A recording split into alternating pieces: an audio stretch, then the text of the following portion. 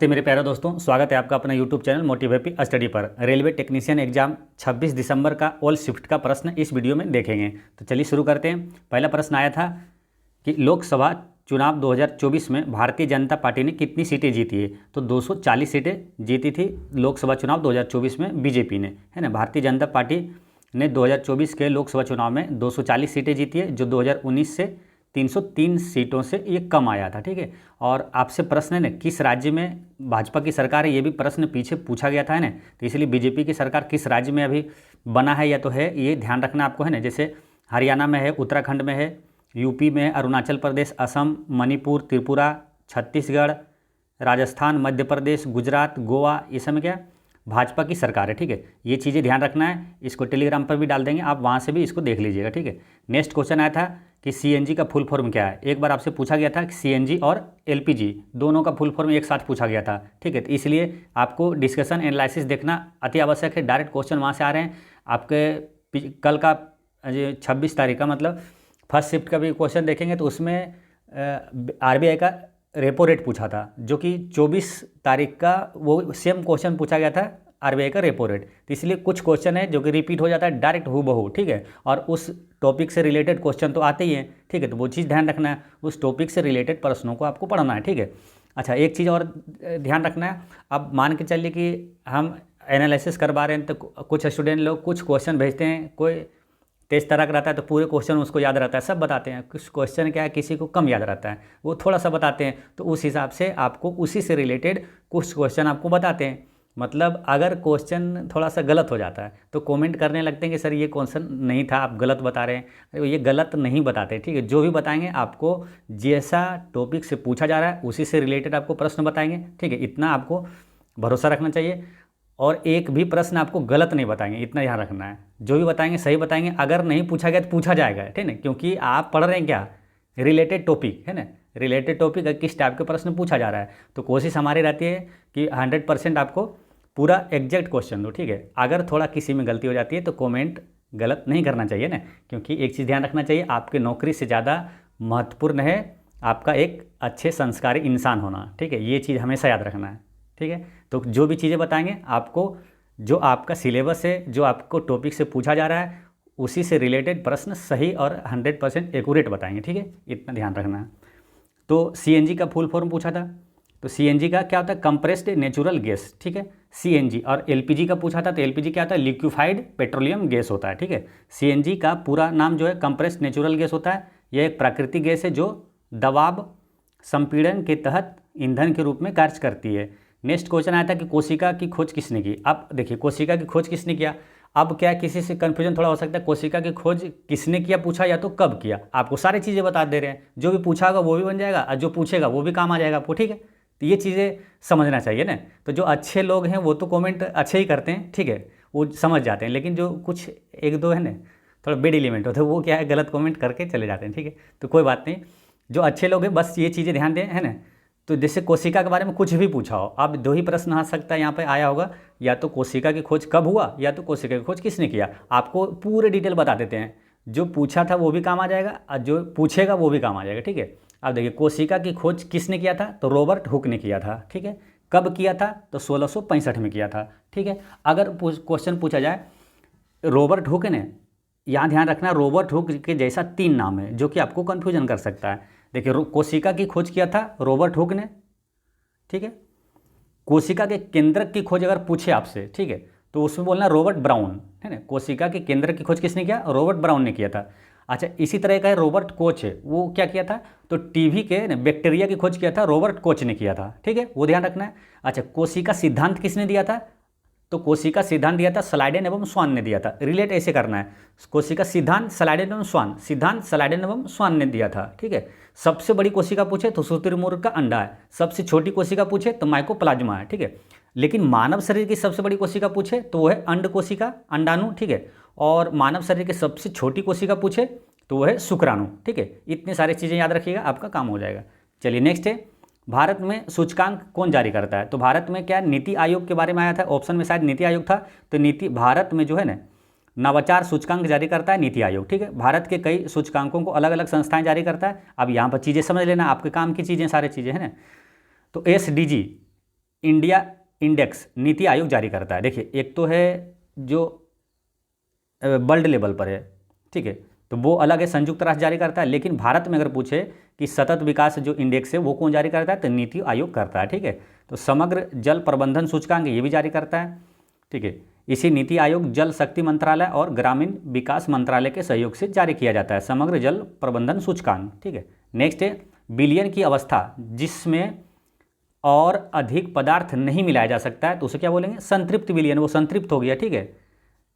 Next question आया था कि इनमें से कौन कम क्रियाशील है। अब जो रेगुलर क्लास कर रहे हैं उनको मालूम होगा ये चीज़ें कितनी बार बता रहे हैं आपको, किसी भी प्रकार से क्वेश्चन पूछे यहाँ से बन जाएगा।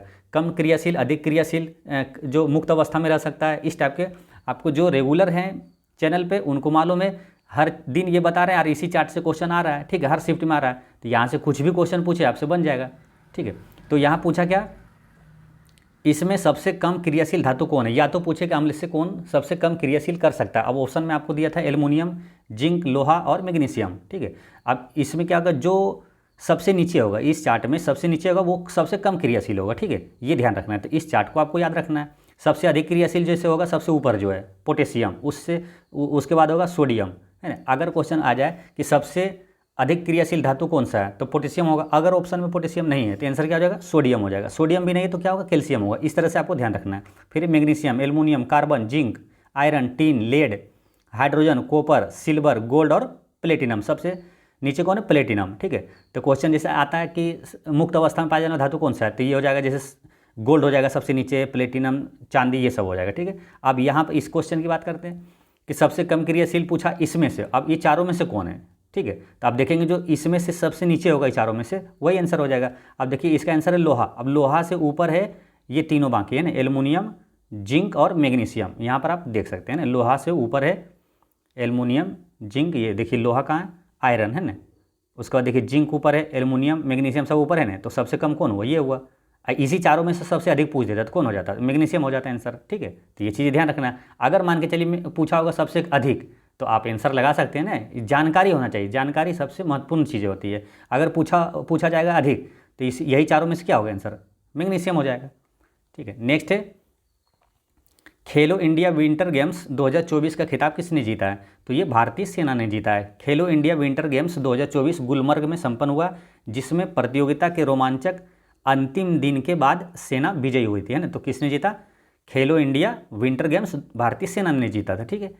खेलो इंडिया विंटर गेम्स 2024 का आयोजन 2 चरणों में हुआ था। पहला चरण 2 से 6 फरवरी तक लेह में हुआ, लेह लद्दाख में, और दूसरा चरण कहाँ हुआ, तो ये गुलमर्ग जम्मू कश्मीर में आयोजित हुआ था। तो महत्वपूर्ण चीज़ ये है कि एक क्वेश्चन तो ये बन गया किसने जीता, भारतीय सेना ने, और एक है कि खेलो इंडिया विंटर गेम्स कहाँ हुआ, तो ये हुआ आपको लद्दाख और जम्मू कश्मीर में, ठीक है, ये ध्यान रखना है। इस प्रतियोगिता में भारतीय सेना ने उत्कृष्ट प्रदर्शन करते हुए कुल 21 पदक जीता था, जिसमें 10 स्वर्ण, 5 रजत और 5 सिल्वर है और 6 ब्रॉन्ज मेडल है। पदक तालिका में शीर्ष स्थान पर आता भारतीय सेना। नेक्स्ट क्वेश्चन आया था कि खेलो इंडिया यूथ गेम्स 2024 किस राज्य में हुआ था। खेल के एक वीडियो अपलोड किया हुआ है ना, अभी आप टेक्नीशियन के लिए स्पेशल अपलोड किए हैं, वहाँ पर जाकर देखिएगा, ये क्वेश्चन सारा बताया हुआ है, ठीक है। ये क्वेश्चन वहीं से आया है। खेल वाला वीडियो जो नहीं देखे वो जरूर देख लीजिएगा ना, खेल करेंट अफेयर्स। तो खेलो इंडिया यूथ गेम्स कहाँ हुआ, तो ये महाराष्ट्र में हुआ, ठीक है। जैसे आप उसमें सब बताए थे महाराष्ट्र, ईरानी ट्रॉफी, रणजी ट्रॉफी, वो भी कौन जीता, मुंबई ने जीता था, ठीक है। तो वहीं से क्वेश्चन लगातार तीनों एक साथ भी बताए थे कि आपको ये चीज़ें ध्यान रखना है। महाराष्ट्र थोड़ा अभी आगे है। खेलो इंडिया यूथ गेम्स में किस राज्य ने सबसे ज़्यादा मेडल जीता, तो महाराष्ट्र जीता। ईरानी ट्रॉफी, रणजी ट्रॉफी भी मुंबई भी जीता था, ठीक है। तो ये चीज़ें ध्यान रखना है। खेलो इंडिया यूथ गेम्स जो महाराष्ट्र में हुआ, 57 स्वर्ण और 48 रजत और 53 जो है कांस्य पदक जीतकर चौथे स्थान पर चौथी बार है ना शीर्ष स्थान हासिल किया है। यह खेल प्रतियोगिता कब हुआ, जनवरी 2024 तक चली थी। और इस प्रतियोगिता में 26 खेलों में कुल 933 पदक के लिए प्रतिस्पर्धा की गई थी। इस प्रतियोगिता में स्क्वैश को पहली बार शामिल किया गया था। ये ध्यान रखना है, स्क्वैश खेल को ये नया खेल इसमें ऐड किया गया था पहली बार। नेक्स्ट है इनमें से किस में अभिक्रिया ऑक्सीजन अभिक्रिया नहीं है, तो ऑक्सीजन अभिक्रिया किस में नहीं है, ये क्वेश्चन पूछा गया था। आपको 4 ऑप्शन दिया था, संक्षारण, रेनसिडिटी और मैग्नीशियम का जलना और जिंक ऑक्साइड से जिंक प्राप्त होना। तो इसमें क्या है, जिंक ऑक्साइड से जिंक प्राप्त होना, ये ऑक्सीकरण अभिक्रिया नहीं है, ठीक है। नेक्स्ट है विभाज्योतक उत्तक की कोशिका में किसकी कमी होती है? तो विभाज्योतक में क्या रिक्तिका नहीं होती है ना, विभाज्योतक में रिक्तिका नहीं होती है। पौधों में बीज का निषेचन किस में होता है? तो अंडाशय में होता है। ठीक है, ध्यान रखना है। अगर क्वेश्चन आ जाए फिर कि पौधों में बीज का निषेचन किस में होता है? तो अंडाशय में होता है। पौधों में बीज का निषेचन अंडाशय में होता है। निषेचन की प्रक्रिया इस प्रकार होती है कि फूल के पुंकेसर में परागन बनते हैं और ये परागक कलंक में फैल जाते हैं। कलंक स्त्री केसर का हिस्सा होता है। ठीक है, अच्छा एक क्वेश्चन आता है, फूल में जो नर जनन भाग है वो क्या होता है?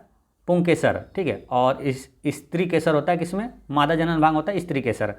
कौन से उत्तक में लेटरल, एपिकल और इंटरकेलरी पाए जाते हैं? तो ये शीर्षस्थ विभज्योतक में पाया जाता है ना, शीर्षस्थ विभज्योतक में ये लेटरल, एपिकल और इंटरकेलरी पाया जाता है। तो याद रखना है, अगर क्वेश्चन आ जाए कि लेटरल, एपिकल और इंटरकेलरी पाए जाते हैं किसमें? तो शीर्षस्थ विभज्योतक में पाया जाता है। ठीक है, नेक्स्ट क्वेश्चन आपसे पूछा गया था, भारत की सबसे पहली फिल्म कौन सी थी? तो राजा हरिश्चंद्र था। ठीक है, ये कब हुआ था रिलीज? तो ये 1913 में हुआ था, ये ध्यान रखना है। 1913 से याद रखना है क्या?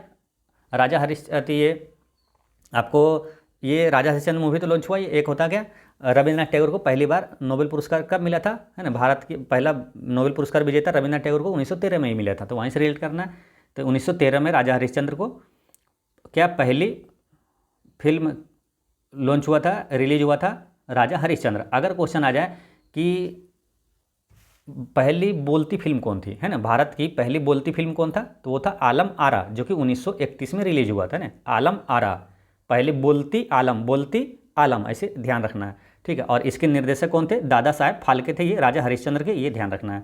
नेक्स्ट है, निम्नलिखित में से कौन सा एक कोशिकीय जीव है? तो एक कोशिकीय जीव में क्या है? जैसे बैक्टीरिया, प्रोटिस्ट, यीस्ट, अमीबा और पैरामीशियम, यूग्लेना और एक कोशिकीय शैवाल और एक कोशिकीय कवक, ये सब क्या एक कोशिकीय जीव है। अब एक कोशिकीय जीव, बहुकोशिकीय जीव, इससे क्वेश्चन लगातार पूछा जा रहा है। ठीक है, तो ये चीज़ें ध्यान रखना है। एक कोशिकीय जीव में डायरेक्ट उदाहरण से भी प्रश्न आ जाता है ना, जैसे इसमें क्या bacteria, protist, yeast, amoeba, paramecium, euglena और एक कोशिकीय शैवाल और एक कोशिकीय कवक, ये सब क्या एक कोशिकीय जीव है।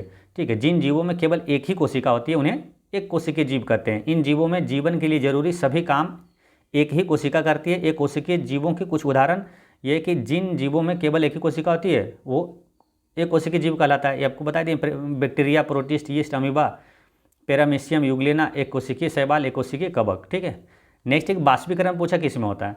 तो बाष्पीकरण किस में होता है?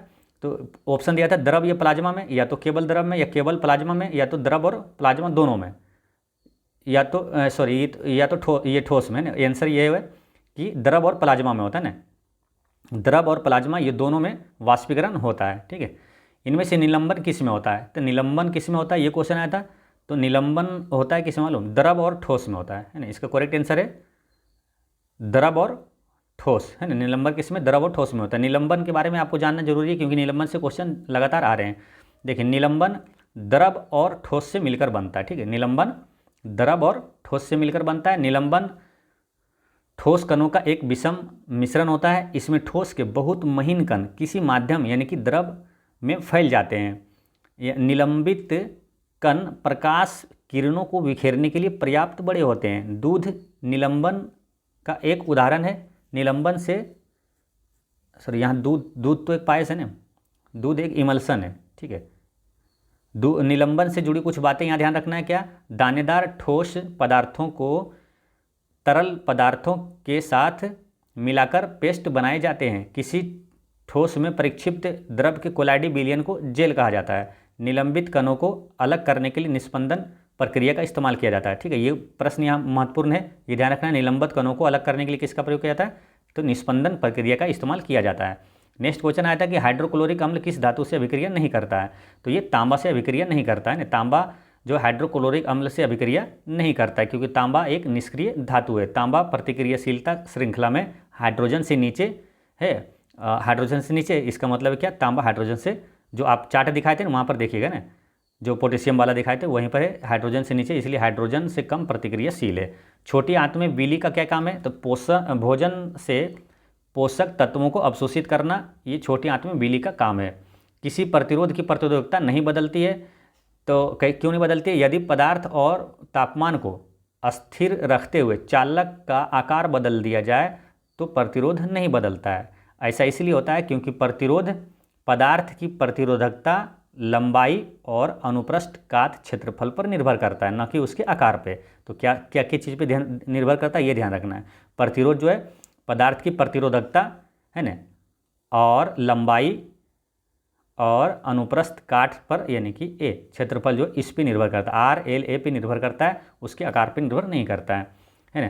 प्रतिरोध से ध्यान रखना, प्रतिरोध का एसआई मात्रक क्या होता है, ओम होता है। प्रतिरोधकता का पूछे तो ओम मीटर होता है।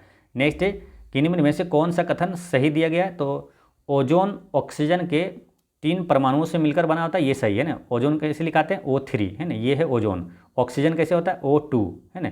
एक क्वेश्चन आया था ना कि ऑक्सीजन का आणविक द्रव्यमान कितना है, तो ये हुआ था ऑक्सीजन का द्रव्यमान कितना 16, लेकिन ये वाला ऑक्सीजन जो है ऑक्सीजन O2 लिखाता है, तो इसका आणविक द्रव्यमान कितना हो गया 16 दूनी 32 हो गया इसका आंसर। ठीक है, ये ध्यान रखना। अगर पूछे जाए, मान के चलिए अगर आपसे क्वेश्चन आ जाए कि ओजोन का आणविक द्रव्यमान कितना होगा, तो क्या होगा, 16 48 हो जाएगा। ठीक है, ये ध्यान रखना है। देखिए, और एक क्वेश्चन आता है कि वायु ओजोन जो है, ओजोन किस परत में पाई जाती है, तो समताप मंडल में ओजोन पाया जाता है। ठीक है, तो ये ध्यान रखना है। ठीक है, और ओजोन से चीज़ें ध्यान रखना है, जैसे ओजोन संरक्षण दिवस है ना, 16 सितंबर को मनाया जाता है। ओजोन से संबंधित है ना, मॉन्ट्रियल प्रोटोकॉल ओजोन से संबंधित है, ये चीज़ें सब ध्यान रखना है। नेक्स्ट है, 5 क्रमागत प्राकृतिक संख्याओं का औसत m है। यदि अगली 3 प्राकृतिक संख्याओं को भी शामिल कर लिया जाए तो इन 8 संख्याओं का औसत m से कितना अधिक होगा। तो पहले क्या जानना है कि 5 क्रमागत प्राकृतिक संख्याओं का औसत है कितना। तो औसत किसको बोलते हैं, जो डाटा दिया हुआ रहता है उसको योग जोड़ देते हैं और उसके नीचे मतलब बटा करते हैं क्या, जितनी संख्या है। जैसे 5 प्राकृतिक संख्या बोला 5 है, तो मान के चलिए 1 है वो। ठीक है, 2 3 4 5, ये 5 हो गया। अब इसका औसत निकालेंगे, क्या करेंगे, सबको जोड़ देंगे। 5 4 9, 3 12, 2 14, 1 15 है ना। और औसत निकालना है तो कितने संख्या 5 है, 1 2 3 4 5, तो 5 से भागा देंगे, तो इसका औसत कितना आ गया, 3 आ गया। ठीक है, अब क्या बोला कि अगली 3 प्राकृतिक संख्याओं को भी इसमें शामिल कर लिया जाता है। अगली मान के चलिए क्या है, 6 7 और 8, इसको भी शामिल कर लेते हैं, तो कितना होता है औसत। तो अब औसत निकालते हैं। देखिए, ये टोटल जोड़ हुआ था कितना 15, ये कितना है 8 7 15 6 21, 21 और 15 कितना हो गया 36 टोटल। ठीक है, अब इसका औसत कितना होगा, तो टोटल 36 इसका योग आया और संख्या कितना हो गया, 5 ये है और 3 ये है 8। अब 8 से भागा दीजिए इसमें, 8 8 चौक 32, अब बच गया कितना 4। अब 4 में भागा लगेगा तो 0.8 40, यानी 4.5 आ गया। ठीक है, तो 4.5 यही पूछा कि जो पहले आया था m, उससे ये कितना अधिक है। तो ये देखिए, ये 3 है और ये कितना आ गया अभी 4.5, तो कितना हुआ 1.5 है ना, 1.5 अधिक है ना। तो यही पूछा था, तो इसको आसानी से आप बना सकते हैं। ठीक है, अंडरस्टैंडिंग से। नेक्स्ट है, अगर चंद्रमा पर किसी वस्तु का वजन 60 न्यूटन है तो पृथ्वी पर उसका वजन कितना होगा। ठीक है, ये क्वेश्चन लगातार पूछा जा रहा है, तो यहाँ पर एक चीज़ बस समझ लेना, तो क्वेश्चन किसी भी प्रकार के घुमा के पूछेगा तो जान जाएंगे। ठीक है, देखिए होता है वजन मतलब भार। ठीक है, वजन मतलब भार, एक होता है भार और एक होता है द्रव्यमान। ठीक है, तो ये ध्यान रखना है, भार बदलता है लेकिन द्रव्यमान नहीं बदलता। ठीक है, द्रव्यमान जो हर जगह सेम रहता है। ठीक है, ध्यान रखना है, भार जो है ये बदलता है, द्रव्यमान नहीं बदलता है। तो भार के बारे में पूछेगा, यानी वजन पूछा यानी कि भार पूछेगा। ठीक है, तो होता क्या है, चंद्रमा पर जो है ना पृथ्वी से 1/6 होता है। ठीक है, यानी कि चंद्रमा से 6 गुना ज़्यादा होता है पृथ्वी पर भार, है ना। चंद्रमा से 6 गुना ज़्यादा होता है पृथ्वी पर भार। तो यहाँ पर जैसे चंद्रमा पर दिया है भार कितना, वजन 60 न्यूटन।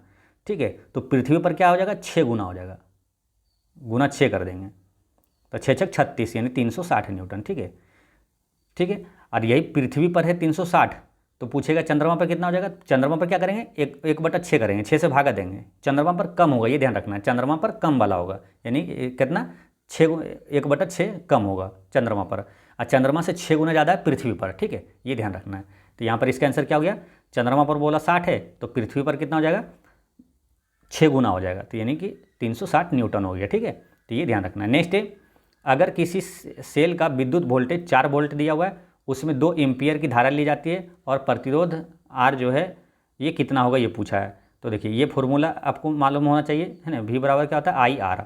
अब पूछा क्या, प्रतिरोध, तो प्रतिरोध R पूछा है, तो R बराबर क्या करेंगे, V/I कर देंगे ना, V/I।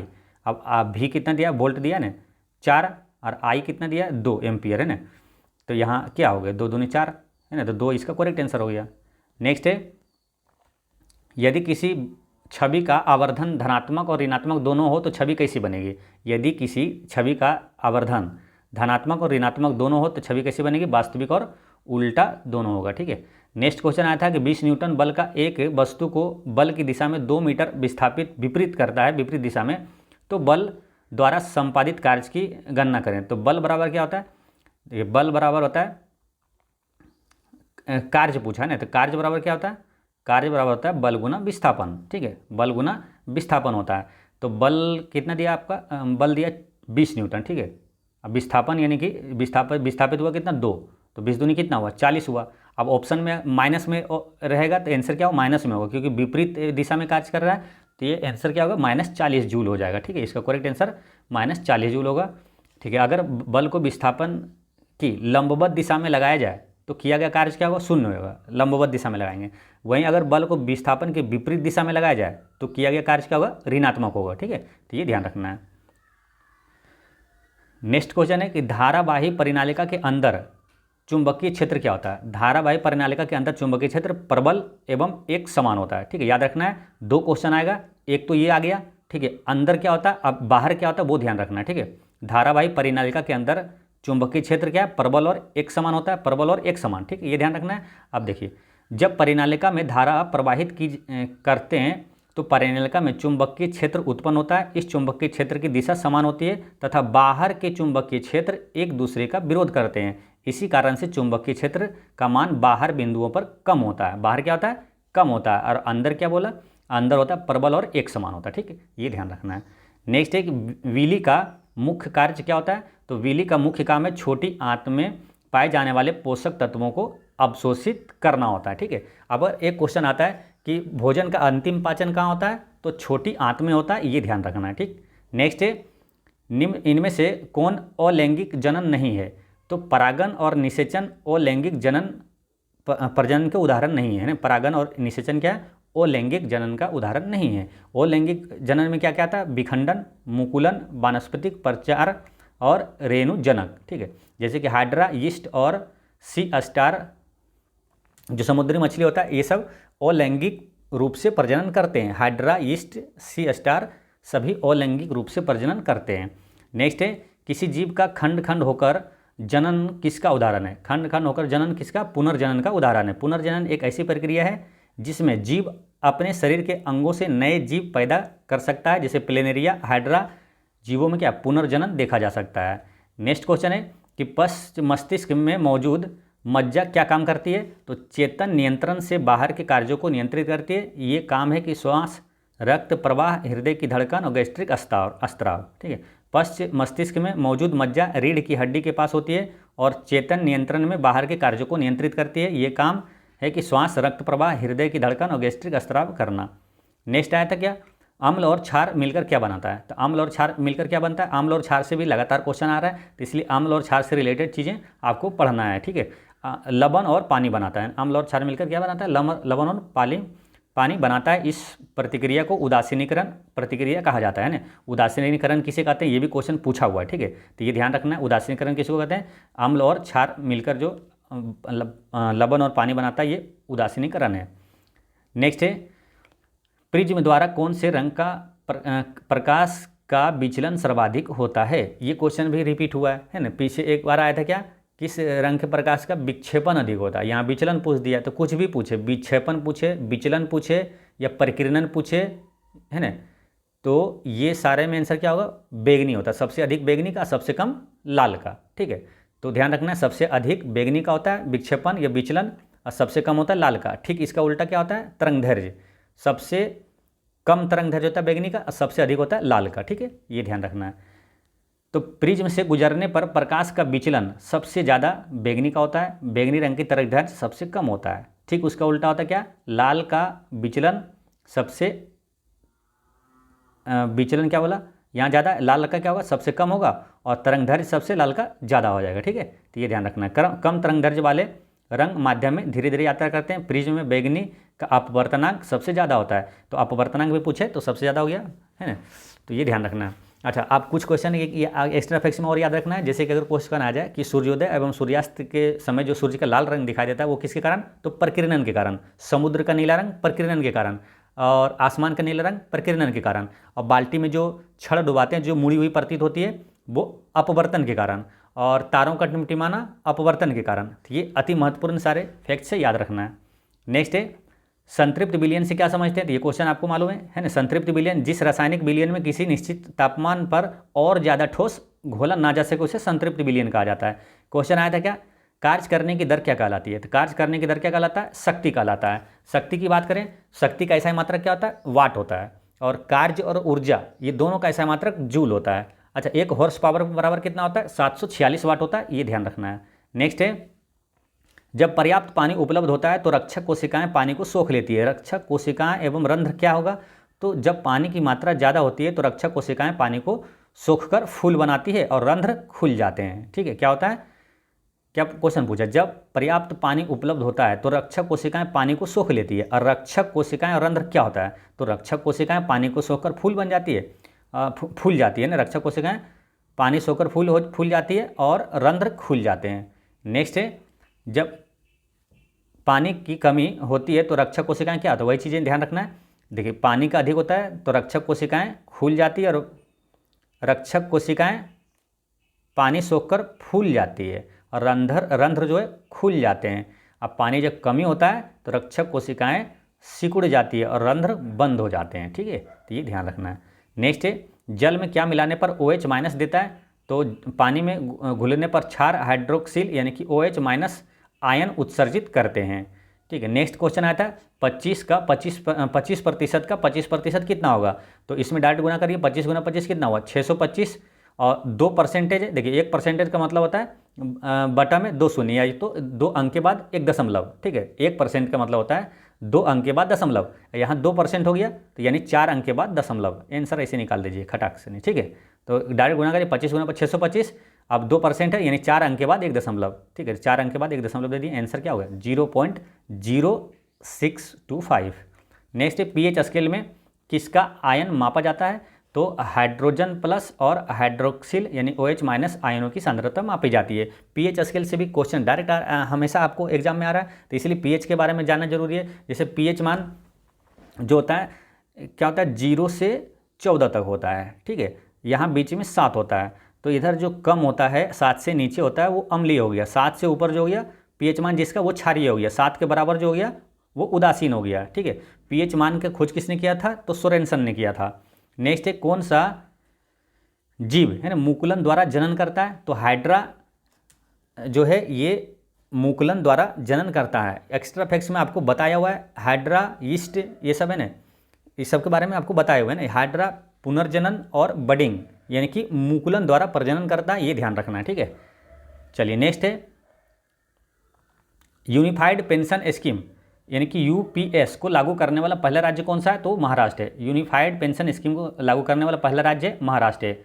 ठीक है, एक क्वेश्चन आया था कि मुसलमान वक्फ निसरण विधेयक 2024 में लोकसभा में पेश किया गया, इसका प्राथमिक उद्देश्य किस अधिनियम को निरस्त करना था, इसका जो मुख्य उद्देश्य था निरस्त करने के, इसको मुसलमान वक्फ अधिनियम 1923 को है निरस्त करना, इसका मुख्य उद्देश्य था। लोकसभा में 8 अगस्त 2024 को 2 विधेयक वक्फ संशोधन विधेयक 2024 और मुसलमान वक्फ निरसन यानी कि निरस्त करने वाला विधेयक 2024 पेश किया गया, जिसका उद्देश्य वक्फ बोर्ड के कामकाज को सुव्यवस्थित करना और वक्फ संपत्तियों को कुशल प्रबंधन सुनिश्चित करना, और मुख्य उद्देश्य क्या था कि मुसलमान वक्फ अधिनियम 1923 को निरस्त करना, इसका करेक्ट आंसर है।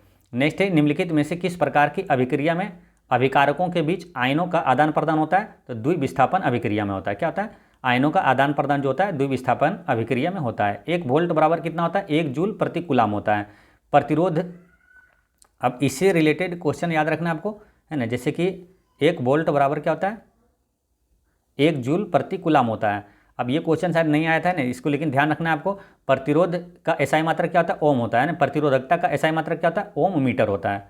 ठीक है, यांत्रिक ऊर्जा, ये क्वेश्चन आया था कि यांत्रिक ऊर्जा किसको बोलते हैं, तो गतिज ऊर्जा और स्थितिज ऊर्जा के योग को यांत्रिक ऊर्जा कहा जाता है। ठीक है, किसी भी वस्तु की गति और स्थिति के कारण होने वाली ऊर्जा को यांत्रिक ऊर्जा कहते हैं। नेक्स्ट है परिनालिका के अंदर चुंबकीय क्षेत्र की दिशा क्या होती है, तो परिनालिका के अंदर चुंबकीय क्षेत्र की दिशा परिनालिका के अक्ष के समांतर होती है, परिनालिका के अक्ष के समांतर होती है। ठीक है, एक सोलेनॉइड के अंदर चुंबकीय क्षेत्र की दिशा दक्षिणी ध्रुव से उत्तरी ध्रुव की ओर होती है और परिनालिका के अक्ष के समांतर होती है। परिनालिका एक त्रिविमीय कुंडली को कहते हैं, है ना, ये ध्यान रखना। परिनालिका एक त्रिविमीय कुंडली को कहते हैं। अब भौतिकी में परिनालिका स्प्रिंग की भांति बनाए गए तार की संरचना को कहते हैं, जिसमें धारा प्रवाहित करने पर चुंबकीय क्षेत्र निर्मित होता है। हॉर्नबिल त्यौहार किस राज्य में मनाया जाता है? तो ये प्रश्न आता है हॉर्नबिल त्यौहार, तो ये नागालैंड में मनाया जाता है। अगर क्वेश्चन आता है कि 2011 की जनगणना के अनुसार नकारात्मक जनसंख्या निगेटिव कहाँ रहा था? नागालैंड में ही रहा था। नेक्स्ट क्वेश्चन आता क्या? अगर m द्रव्यमान की कोई वस्तु पृथ्वी की सतह पर रखी है तो उस पर लगने वाला गुरुत्वाकर्षण बल का मान क्या होगा? तो उस पर लगने वाला गुरुत्वाकर्षण बल का मान 9.8 न्यूटन के बराबर होगा। ठीक है, पृथ्वी और उसकी सतह पर रखी किसी वस्तु के बीच लगने वाले गुरुत्वाकर्षण बल का मान निकालने का फॉर्मूला क्या होता है? गुरुत्वाकर्षण बल बराबर है G और इंटू M/r2, और इसमें कैपिटल G क्या है? गुरुत्वीय स्थिरांक है। न्यूटन के गुरुत्वाकर्षण के नियम के मुताबिक दो पिंडों के बीच लगने वाला गुरुत्वाकर्षण बल इनके द्रव्यमान के समानुपाती होता है, इनके बीच की दूरी के व्युत्क्रमानुपाती होता है। यानी कि अगर दो द्रव्यमान एक दूसरे से दूर हैं तो गुरुत्वाकर्षण बल कमजोर होगा। नेक्स्ट है कि इनमें से कौन सा युग्म एक समभारिक का उदाहरण है? तो इसमें ऑप्शन में दिया था कैल्शियम और आर्गन, तो ये कैल्शियम और आर्गन ये क्या है? ये समभारिक का उदाहरण है, क्योंकि कैल्शियम का देखिए समभारिक का मतलब क्या होता है? जिसका द्रव्यमान यानी कि भार बराबर हो, एक समान हो, वो समभारिक कहलाता है। मतलब जिसका द्रव्यमान यानी भार समान हो और परमाणु संख्या अलग अलग हो। तो जैसे कैल्शियम का देखिए, इसमें कैल्शियम का परमाणु संख्या कितना? 20 है और आर्गन का है 18। तो परमाणु संख्या अलग अलग है, लेकिन द्रव्यमान देखिए इसका भी 40 है, इसका भी 40 है। यानी कि कैल्शियम और आर्गन का ये क्या है? समभारिक है। ठीक है, तो ये ध्यान रखना है। समस्थानिक पूछेगा तो जिसके परमाणु संख्या समान हो, सम न्यूट्रॉनिक जिसकी न्यूट्रॉनिक संख्या समान हो। ठीक है, तो ये चीज़ ध्यान रखना है। नेक्स्ट है जब प्रकाश विरल माध्यम से सघन माध्यम में जाती है तो क्या होता है?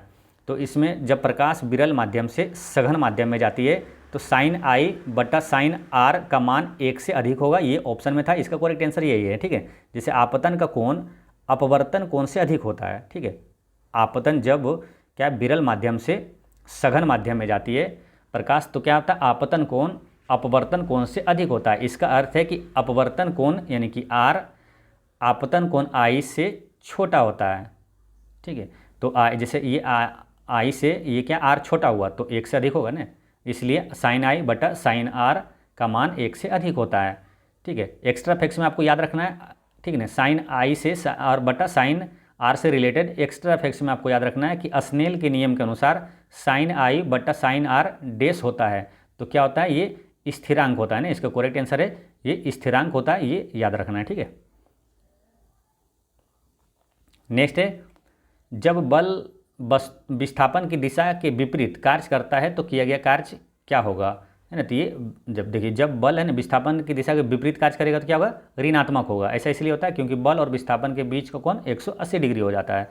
एक्स्ट्रा फैक्ट्स में क्या याद रखना है आपको कि बल और विस्थापन की दिशा समान होने पर किया गया कार्य धनात्मक होता है, बल और विस्थापन लंबवत किया गया कार्य शून्य होता है। ठीक है, काफ़ी महत्वपूर्ण ये सब चीज़ें क्या है? बहुत समझने की चीज़ है। बल और विस्थापन की दिशा जब समान हो तो धनात्मक होता है कार्य, और लंबवत जब हो तो कार्य क्या होता है? शून्य हो जाता है। अब बल विस्थापन की दिशा में लगाने पर क्या होता है? कार्य ज़्यादा होता है, ज़्यादा कार्य होता है। अब विस्थापन की लंबवत में शून्य होता है, और विपरीत दिशा में लगाने पर विपरीत दिशाओं में काम करने वाले समान बलों को संतुलित बल कहा जाता है। नेक्स्ट है एक्स्ट्रा फैक्ट्स में ये चीज़ें आपको ध्यान रखना है। ठीक है, जैसे कि रो आती आर बराबर क्या होता है? रो एल बाय ए, है ना, प्रतिरोधकता का सूत्र होता है ये। ठीक है, इसमें आर क्या है? प्रतिरोध को दर्शाता है, और रो जो है स्थिर पद को प्रतिरोधकता को दर्शाता है, एल पदार्थ की लंबाई को दर्शाता है, और ए अनुप्रस्थ काट क्षेत्र को दर्शाता है। प्रतिरोधकता की गणना प्रतिरोध आर और अनुप्रस्थ काट क्षेत्रफल ए के गुणनफल को पदार्थ की लंबाई से विभाजित करके की जाती है। यानी प्रतिरोधकता का मान किस पे निर्भर करेगा? ये ध्यान यहाँ पर आ जाता है कि प्रतिरोध अनुप्रस्थ काट क्षेत्र जो है क्षेत्र और लंबाई पर। ठीक है, नेक्स्ट है धातु के चालकों की प्रतिरोधकता तापमान बढ़ने पर बढ़ जाती है। ये ध्यान रखना है क्या? धातु के चालकों की प्रतिरोधकता, ये सब एक्स्ट्रा फैक्ट्स में आपको याद रखना है। धातु के चालकों की प्रतिरोधकता तापमान बढ़ने पर बढ़ जाती है, जबकि कार्बन और सिलिकॉन जैसे अर्धचालकों की प्रतिरोधकता तापमान बढ़ने पर घट जाती है। नेक्स्ट क्वेश्चन आया था क्या कि ऑक्सीजन का आणविक द्रव्यमान क्या होगा, तो ऑक्सीजन का द्रव्यमान होता है 16, लेकिन यहाँ ऑक्सीजन क्या है O2 है, यानी कि 2 से इसमें गुना कर देंगे तो आणविक द्रव्यमान इसका होगा 32। नेक्स्ट है पादप हार्मोन और उसके कार्य से मिलान करने के लिए क्वेश्चन आया था, तो ये चीज़ें अगर आप जानते हैं तो आसानी से मिलान कर लेंगे, ठीक है। तो क्या होता है पादप हार्मोन में, जैसे ऑक्सिन, ये क्या करता है पौधों में वृद्धि को प्रेरित करता है। ऑक्सिन क्या करता है पौधों में वृद्धि को प्रेरित करता है। काफ़ी महत्वपूर्ण ये सब है, डायरेक्ट क्वेश्चन आपको पूछा जाता है ये भी कि पौधों में वृद्धि हार्मोन कौन सा है, तो ऑक्सिन है, ठीक है, ये ध्यान रखना है। जिब्रेलिन क्या है पुष्प खिलने में मदद करता है। जिब्रेलिन जो है हार्मोन पादप हार्मोन है, ये पुष्प खिलने में मदद करता है।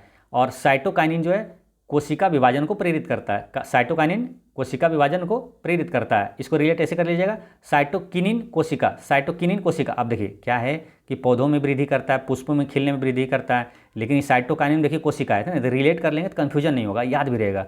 साइटोकिनिन जो है ना कोशिका विभाजन को प्रेरित करता है। साइटोकिनिन कोशिका, किनिन कोशिका विभाजन, साइटोकिनिन कोशिका विभाजन को प्रेरित करता है। और एब्सिसिक एसिड जो है पौधे में जब पूर्ण वृद्धि हो जाती है तो वृद्धि रोकने का कार्य करता है। जब पूर्ण वृद्धि हो जाता है तब वृद्धि रोकने का कार्य करता है कौन, एब्सिसिक एसिड करता है, ठीक है। अब ये चीज़ ध्यान रखना है, कभी आपसे ये भी पूछा लिया जाता है कि इनमें से कौन पादप हार्मोन नहीं है, तो याद रखना है auxin, gibberellin, cytokinin, abscisic acid, ये सब पादप हार्मोन है, ठीक। नेक्स्ट है पत्तियों द्वारा जनन करने वाले पौधे किसके जरिए प्रजनन करते हैं, तो ये वानस्पतिक प्रवर्धन के जरिए जनन करते हैं। पत्तियों द्वारा जनन करने वाले पौधे किसके जरिए प्रजनन करते हैं, तो वानस्पतिक प्रवर्धन के जरिए करता है। और एक पौधा जो पत्तियों द्वारा वानस्पतिक रूप से प्रजनन करता है वो क्या कहलाता है, तो ब्रायोफाइलम होता है, ठीक है, वो ब्रायोफाइलम है। नेक्स्ट है संतृप्त हाइड्रोकार्बन में कौन सा बंध होता है, तो एकल सहसंयोजक बंध होता है। संतृप्त हाइड्रोकार्बन में कौन सा बंध होता है, तो एकल सहसंयोजक बंध होता है, ठीक है। संतृप्त और असंतृप्त हाइड्रोकार्बन के बीच मुख्य अंतर यह है कि संतृप्त हाइड्रोकार्बन में कार्बन परमाणुओं के बीच केवल एक सहसंयोजक बंधन होते हैं, जबकि असंतृप्त हाइड्रोकार्बन में मुख्य श्रृंखला में कम से कम एक दोहरा या तो तिहरा सहसंयोजक बंधन होता है। नेक्स्ट क्वेश्चन पूछा गया था कि सतत विकास लक्ष्य जो रिपोर्ट है SDG कौन जारी करता है, तो ये देखिए, ये अगर ऑप्शन में जैसे सेंट्रल वाला मतलब कि जो वर्ल्ड लेवल वाला है तो वो जारी करता है कौन, संयुक्त राष्ट्र सतत विकास समाधान नेटवर्क, यानी संयुक्त राष्ट्र, ठीक है। और भारत में अगर पूछे जाए कि भारत में सतत विकास लक्ष्य रिपोर्ट कौन जारी करता है, तो नीति आयोग द्वारा जारी किया जाता है। तो ये दोनों चीज़ें ध्यान रखना है, ठीक है। तो भारत की शीर्ष सार्वजनिक नीति जो है नीति थिंक टैंक नीति आयोग ने जुलाई में अपना नवीनतम सतत विकास लक्ष्य सूचकांक जारी किया, जिसमें 2023-24 में भारत का राष्ट्रीय स्कोर 71 तक पहुंच गया। सतत विकास लक्ष्य 2024 के सूचकांक में भारत का कौन सा स्थान है, तो संयुक्त राष्ट्र की सतत विकास रिपोर्ट 2024 के मुताबिक भारत 63.99 स्कोर के साथ 109वें स्थान पर है। नेक्स्ट है कि चौथी राष्ट्रीय फिन स्विमिंग चैंपियनशिप 2024 में पहले पायदान पर कौन सा राज्य रहा है, तो पश्चिम बंगाल रहा है, ठीक है। चौथे राष्ट्रीय फिन स्विमिंग चैंपियनशिप 2024 में पश्चिम बंगाल 151 पदक के साथ है ना पहले स्थान पर रहा था, जिसमें 67 स्वर्ण पदक है, 43 सिल्वर मेडल है और 41 जो है ये ब्रॉन्ज मेडल है। और कर्नाटक जो है उप विजेता रहा है ना 50 पदकों के साथ, ठीक है। एक क्वेश्चन श्रेणी क्रम से और समांतर क्रम से ये क्वेश्चन आ रहा है, तो याद रखना है आपको श्रेणी क्रम में कुल प्रतिरोध कितना होगा। श्रेणी क्रम में आपको बता रहे हैं बार बार, है ना R1 R2 प्लस R3 है ना प्लस .RN जितना रहेगा, है ना। और समांतर श्रेणी में होता क्या 1/R1 plus 1/R2 plus 1/R3, ठीक है। तो ये ध्यान रखना है। तो आपको याद भी करवाए थे कैसे, श्रेणी क्रम में तो सीधा वाला, और समांतर क्रम में बोले समांतर जैसे बोलते हैं तो क्या छवि आता है दिमाग में, समांतर यानी कि ये ऐसे है ना, तो ऊपर नीचे, तो ऊपर नीचे वाला ये वाला होगा। कुल प्रतिरोध समांतर श्रेणी में बोला तो ये ऊपर नीचे वाला होगा 1/R1 प्लस 1/R2 ऐसे होगा, ठीक है। तो ये ध्यान रखना है। अच्छा कुल जैसे कि सबका व्यक्तिगत आपका प्रतिरोध दे दिया है, ठीक है। बोलेगा कि किस में व्यक्तिगत प्रतिरोध से कुल प्रतिरोध कम होगा, किस में कम होगा, तो ये बटा वाला में कम होगा, क्योंकि बटा हो जाएगा। जैसे कोई दे दिया 3 4 6, अब कुल प्रतिरोध इसका निकालेंगे ना तो ये सब का व्यक्तिगत यानी 3 से भी कम होगा, क्योंकि बटा में चला जाएगा। और किस श्रेणी में जोड़ने पर इसका जो व्यक्तिगत प्रतिरोध से ज़्यादा होगा, तो इसमें सीधा हम जोड़ेंगे ज़्यादा हो जाएगा ना। जैसे 3 4 7 और 6 13, तो टोटल 13 हो गया। इसमें सबसे ज़्यादा 3 से भी 4 से भी 6 से भी, तो ये चीज़ ध्यान रखना है, ठीक है ना। तो बटा वाला में क्या होता है कम हो जाता है, यानी समांतर वाले में, और श्रेणी वाले में अधिक होता है टोटल उसका मान। नेक्स्ट एक पद्म विभूषण पुरस्कार से क्वेश्चन पूछा जा रहा है, तो याद रखना है पद्म विभूषण पुरस्कार में 2024 में किसको मिला? बैजयंती माला, चिरंजीवी, वेंकैया नायडू, बिंदेश्वर पाठक और सुब्रमण्यम। ठीक है, ये पांचों का नाम याद रखना है। पद्म विभूषण पुरस्कार 2024 बैजयंती माला है ना, और चिरंजीवी और वेंकैया नायडू, बिंदेश्वर पाठक और सुब्रमण्यम। नेक्स्ट है निम्न में से कौन सी धातु हवा में रखने पर जलती है? तो ये क्वेश्चन आया था कि निम्न में से कौन सी धातु हवा में रखने पर जलती है? तो सोडियम और पोटेशियम जैसी धातुएं हवा में रखने पर जलती है। और मैग्नीशियम भी है ना, अगर ऑप्शन में ये दोनों नहीं रहे तो मैग्नीशियम भी वायु में जलता है, ये ध्यान रखना है, लेकिन यह सोडियम की तुलना में कम अभिक्रियाशील है। ठीक है, तो एक्स्ट्रा फैक्ट्स में आपको याद रखना है क्या, किस धातु को चाकू से काटा जाता है? तो सोडियम को चाकू से काटा जा सकता है ना। सोडियम एक क्षार धातु है और इतनी मुलायम होती है कि इसे चाकू से आसानी से काटा जा सकता है। ठीक है, और सोडियम और पोटेशियम को किस में रखा जाता है? तो केरोसिन ऑयल में रखा जाता है, यानी कि मिट्टी के तेल में, और फास्फोरस को पानी में रखा जाता है। नेक्स्ट है कमरे के तापमान पर द्रव अवस्था में पाया जाने वाला एकमात्र अधातु कौन सा है? तो ब्रोमीन है। ठीक है, अधातु पूछे तो ब्रोमीन, अधातु पूछेगा तो धातु पूछेगा तो पारा है। ठीक है, तो ये दोनों ध्यान रखना है, एकमात्र अधातु है ब्रोमीन, अधातु क्या है? पारा है। नेक्स्ट है गोलीय दर्पण कैसा होता है? तो ये ध्यान रखना, गोलीय दर्पण वैसा दर्पण है जिसकी परावर्तक सतह कांच के खोखले गोले के हिस्सा होती है ना, कांच के खोखले गोले का हिस्सा होती है। ठीक है, गोलीय दर्पण के बारे में आपको जानना है क्योंकि क्वेश्चन यहाँ से आ रहा है। ठीक है, गोलीय दर्पण खोखले गोले का एक हिस्सा होता है। गोलीय दर्पण के बाहरी और अंदर के तल चमकीला बनाया जाता है। इस चमकीले तल को प्रकाश का अधिक से अधिक परावर्तन होता है। गोलीय दर्पण दो तरह के होते हैं, अवतल दर्पण और उत्तल दर्पण। अवतल दर्पण जो कि अवतल दर्पण में बाहरी उभरा हुआ भाग पॉलिश किया जाता है और भीतरी खोखला भाग परावर्तन का काम करता है। वहीं उत्तल दर्पण में क्या होता है? भीतरी सतह पॉलिश की जाती है और बाहरी उभरी हुई सतह परावर्तन का काम करती है ना। गोलीय दर्पण के प्रधान अक्ष के समांतर आने वाली प्रकाश की किरणें दर्पण से परावर्तन के बाद प्रधान अक्ष के किस बिंदु पर मिलती है? उस बिंदु को जिस बिंदु पर मिलती है उस बिंदु को गोलीय दर्पण का मुख्य फोकस कहा जाता है। ठीक है, नेक्स्ट क्वेश्चन आया था कि सोडियम हाइड्रोजन कार्बोनेट को गर्म करने पर क्या बनता है? तो सोडियम हाइड्रोजन कार्बोनेट को गर्म करने पर सोडियम कार्बोनेट पानी और कार्बन डाइऑक्साइड गैस बनता है। सोडियम कार्बोनेट पानी में घोलकर क्या बनाता है? अगर एक्स्ट्रा फैक्ट्स में अगर ये ध्यान रखना है, अगर क्वेश्चन आ जाए कि सोडियम बाइकार्बोनेट पानी में घोलकर क्या बनाता है, तो सोडियम और बाइकार्बोनेट आयन बनाता है। ठीक है, नेक्स्ट क्वेश्चन आया था क्या, मायोपिया और हाइपरमेट्रोपिया में कौन सा दोष होता है? तो मायोपिया और हाइपरमेट्रोपिया में अपवर्तक त्रुटि होती है ना, रिफ्रैक्टिव एरर होता है। मायोपिया और हाइपरमेट्रोपिया में दोनों ही अपवर्तक त्रुटि है। ठीक है, अगर क्वेश्चन आता है कि जरा दृष्टि दोष को ठीक करने के लिए किस लेंस का प्रयोग किया जाता है? तो द्विफोकस लेंस का प्रयोग किया जाता है। अगर पूछा जाए कि दूरदृष्टि को ठीक करने के लिए किस लेंस का प्रयोग किया जाता है? तो दूरदृष्टि को ठीक करने के लिए किसका प्रयोग किया जाता है? उत्तल लेंस का है ना। दूरदृष्टि का ठीक करने के लिए उत्तल लेंस का प्रयोग किया जाता है और निकट दृष्टि दोष को ठीक करने के लिए अवतल लेंस का प्रयोग किया जाता है। ठीक है, अब ये चार प्रश्न यहाँ से है जो कि आपको याद रखना है। एक हो गया जरा दृष्टि, एक हो गया दूरदृष्टि, एक हो गया निकट दृष्टि और एक आता है क्या? मोतियाबिंद। ठीक है, तो जरा दृष्टि में हो गया द्विफोकस है ना, और उत्तल लेंस में दूरदृष्टि में उत्तल लेंस और निकट में अवतल। ये दोनों में कभी कन्फ्यूजन ना हो और हमेशा याद भी रहे कैसे करना है। देखिए, दूरदृष्टि को ठीक करने के लिए उत्तल लेंस का प्रयोग किया जाता है, यानी कि 2 लेटर वाले को ठीक करने के लिए, देखिए इसमें 2 लेटर है और इसमें 3 लेटर है, तो 2 लेटर वाले को ठीक करने के लिए 3 लेटर वाला लेंस चढ़ा देंगे और 3 लेटर वाले को ठीक करने के लिए 4 लेटर वाला लेंस चढ़ा देंगे। ठीक है, तो ये हो गया 3 चीज़ें, एक जरा दृष्टि, दूरदृष्टि और निकट दृष्टि। और मोतियाबिंद वाला पूछेगा तो उसको कोई भी लेंस से ठीक नहीं किया जाता है, ऑपरेशन के द्वारा ठीक किया जाता है। ठीक है, नेक्स्ट क्वेश्चन है ये आया है। ठीक है, ये ऐसे क्वेश्चन लगातार आ रहे हैं तो आपको बना लेना कैसे, ये ध्यान रखना है। x + 1/x बराबर दे दिया 4 और पूछता है x² + 1/x² क्या होगा? तो इसको क्या करना है, 4 का स्क्वायर -2 कर दिए, आंसर आ जाएगा ना। 4 × 16 -2 कितना हो जाएगा? 14, इसका करेक्ट आंसर हो जाएगा। ठीक है, HCF से प्रश्न आ रहा है ना, तो वो ध्यान रखना है। HCF का क्वेश्चन आ रहा है, अस्पायरोगोरा में प्रजनन करने का तरीका क्या है? तो अस्पायरोगोरा में प्रजनन करने का तरीका क्या? विखंडन है। अस्पायरोगोरा में प्रजनन करने का तरीका विखंडन है। राइजोपस एक कवक प्रजाति है, डैश द्वारा प्रजनन होता है। तो ये किसके द्वारा होता है? राइजोपस एक कवक प्रजाति है, डैश द्वारा प्रजनन होता है। अलैंगिक और लैंगिक दोनों तरह का प्रजनन होता है। इसमें प्रजनन का बारे में आपको जानना है क्योंकि यहाँ से क्वेश्चन लगातार आ रहे हैं। ठीक है, प्रजनन का मतलब होता है अपने जैसे ही कोई और जीव पैदा करना। जीव विज्ञान में प्रजनन एक जैविक प्रक्रिया है। प्रजनन से जुड़ी बातें क्या है? प्रजनन के जरिए जीव अपनी जाति को बढ़ाता है ना। प्रजनन के दो मकसद होते हैं, व्यक्ति का संरक्षण और जाति की श्रृंखला बनाए रखना। प्रजनन के कई तरीके होते हैं, जैसे कि अलैंगिक और लैंगिक। प्रजनन के लिए जरूरी जीवों को पोषण मिले, है ना। प्रजनन के लिए जरूरी है कि जीवों को पोषण मिले।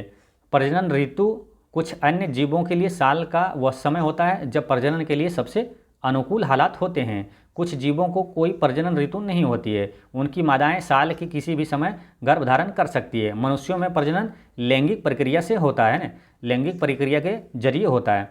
पुरुषों में प्रजनन तंत्र में अगर पूछे कौन है तो वो ध्यान रखना, ये भी क्वेश्चन पूछा हुआ है ना। दूसरे मतलब शिफ्ट में पूछा गया था। पुरुषों के प्रजनन तंत्र में लिंग, ब्रीसन कौन, ब्रीसन और एपिडिडिमिस, वास डिफरेंस, प्रोस्टेट और शुक्राशय शामिल है ये पुरुष प्रजनन तंत्र में। और महिला प्रजनन प्रणाली हार्मोन द्वारा नियंत्रित होता है। और अमीबा में क्या होता है? अमीबा में अलैंगिक प्रजनन होता है और ये द्विआधारी यानी विखंडन नामक, है ना, प्रक्रिया से होता है। हाइड्रा में अलैंगिक और लैंगिक दोनों तरह का प्रजनन होता है। और हाइड्रा और ईस्ट में मुकुलन के जरिए यानी कि बडिंग जो होता है, मुकुलन के जरिए अलैंगिक प्रजनन होता है। ठीक है, बजट से प्रश्न आ रहा है, उससे ध्यान रखना है। देखिए बजट के बारे में थोड़ा यहाँ आपको बता देते हैं। अगर क्वेश्चन पूछा जाए तो देखिए, वित्त मंत्री निर्मला सीतारमण 23 जुलाई 2024 को अपना लगातार, है ना, 7वां केंद्रीय बजट 2024-25 पेश किया। ठीक है, देखिए इसको आपको सेकेंड शिफ्ट में बता चुके हैं, है ना। सीतारमण ने मोदी सरकार के तीसरे कार्यकाल के पहले बजट में बेरोजगारों, मध्य वर्ग, महिला और किसानों को ध्यान में रखते हुए 9 प्राथमिकताओं का ऐलान किया है। तो यहाँ 2 पॉइंट से याद रखना है। देखिए एक 3 को हो गया कि 2024-25 का बजट किसने पेश किया? निर्मला सीतारमण। और कौन सा बजट था ये? वो खुद का क्या है, 7वां केंद्रीय बजट पेश किया था। और कितने प्राथमिकता इसमें ऐलान किया? 9 प्राथमिकता। कुल बजट कितना था? तो 41.28 लाख करोड़ रुपये बजट पेश किया है। और पिछले वर्ष से जो कि 3.18 लाख करोड़ अधिक है। वित्त वर्ष 2024 में भारत की विकास दर कितनी है? 8.2% है, ये याद रखना है। राजकोषीय घाटा सकल घरेलू उत्पाद का कितना रहने का अनुमान है? तो 4.9% रहने का अनुमान है राजकोषीय घाटा। ठीक है, अच्छा बजट में बिहार को कितना मिला?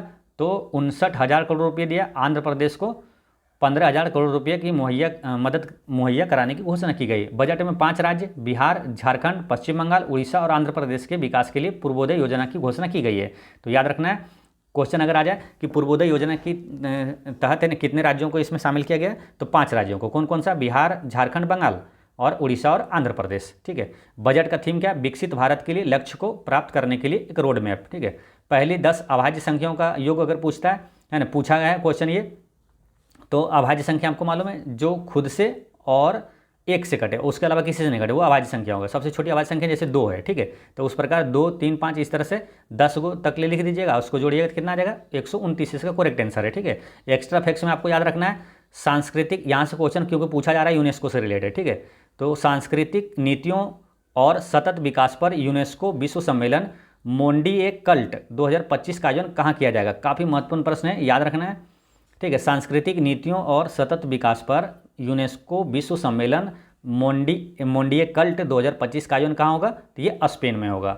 नेक्स्ट क्वेश्चन आया था क्या, है ना, उस अर्धगोले का आयतन ज्ञात कीजिए जिसका व्यास इतना है। तो अर्धगोले का आयतन क्या होता है?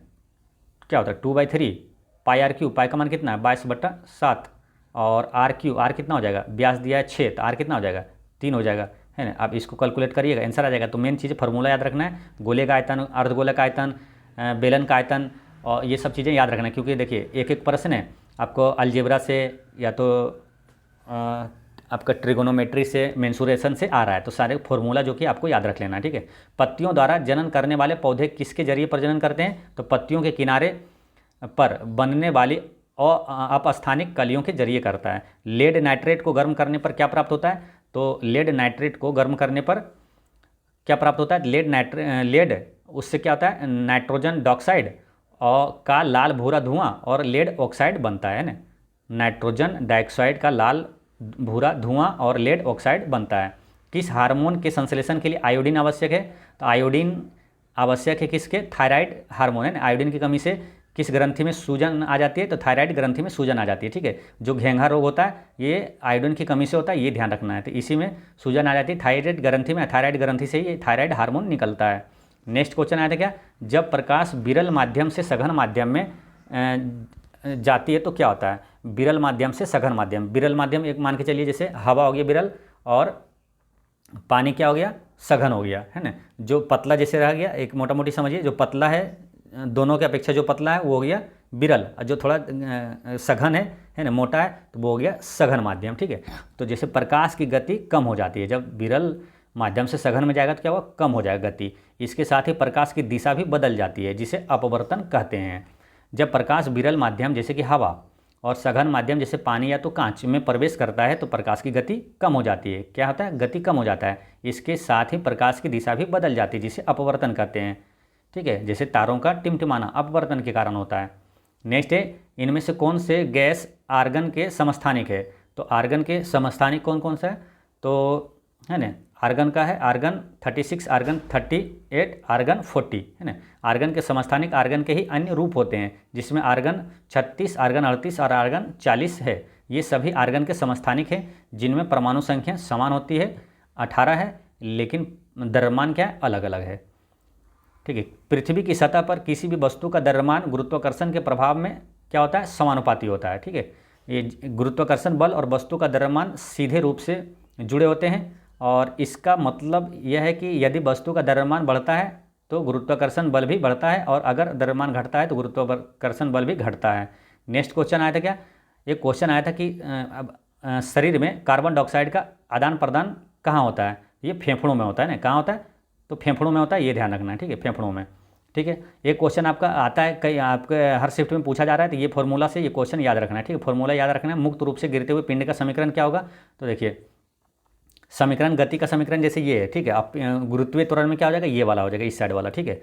तो जनरल इक्वेशन ऑफ मोशन ये है ना, जिसमें कि आपको याद रखना है v बराबर क्या है, u प्लस ए टी, और s बराबर U T plus half A T square, अब v स्क्वायर बराबर यू स्क्वायर प्लस 2as, और यही क्या है, equation of motion for freely falling bodies, यानी कि मुक्त रूप से गिरते हुए पिंड का।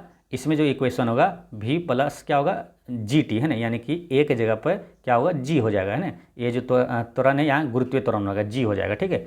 और यहाँ h बराबर फिर क्या हो जाएगा, U T plus half G T square, अब v स्क्वायर बराबर क्या होगा, यू स्क्वायर प्लस 2gh, ठीक है। तो ये ध्यान रखना है, ठीक है। बाकी फर्स्ट शिफ्ट का भी आपको डिटेल में बता चुके हैं, है ना, लेकिन अब यहाँ पर क्या सरसरी निगाहों से आपको एक बार देख लेना, ठीक है। आपको डिटेल में जो फर्स्ट शिफ्ट का नहीं देखें एनालिसिस, वो जाकर जरूर देख लीजिएगा, है ना। तो इसमें क्या है, स्पीड में आपको थोड़ा बता देते हैं ना।